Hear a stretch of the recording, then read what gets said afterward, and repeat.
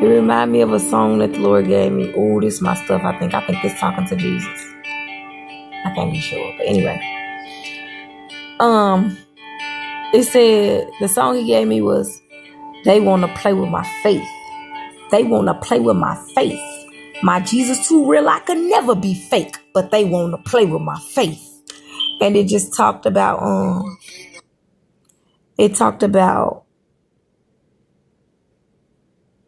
because of who Christ is.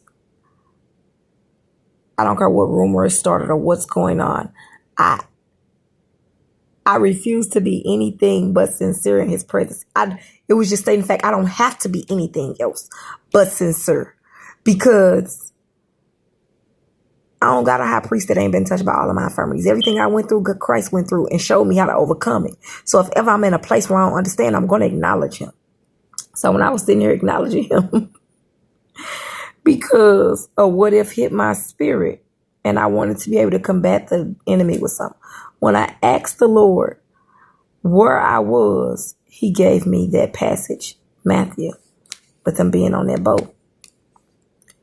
And the significance in believing, because it talks about how Peter called out to Christ.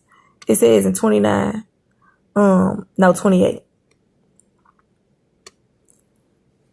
Well, let's go back before 28. The whole storm, it talks about in 25, it says, "Shortly before dawn, Jesus went out to them, walking on the lake. Then the disciples saw him walking on the lake. They were terrified." It's a ghost. They was terrified. Point that part out. They was terrified, because in the kingdom, we talk about how fear and faith have a battle against each other. They can't live in the same house. It says they was terrified. "It's a ghost," they cried out. But Jesus immediately said to them, "Take courage. It is I. Don't be afraid." And that's another scripture coming to pass. "My sheep know my voice, a stranger they won't follow." Peter immediately, "Lord, is it you?" Even though he doubted in the middle, he said, "Lord, is it you?" He said, "Lord, is it you?" Peter replied, "Tell me to come out on water." Then Peter went down on the boat and walked on the water.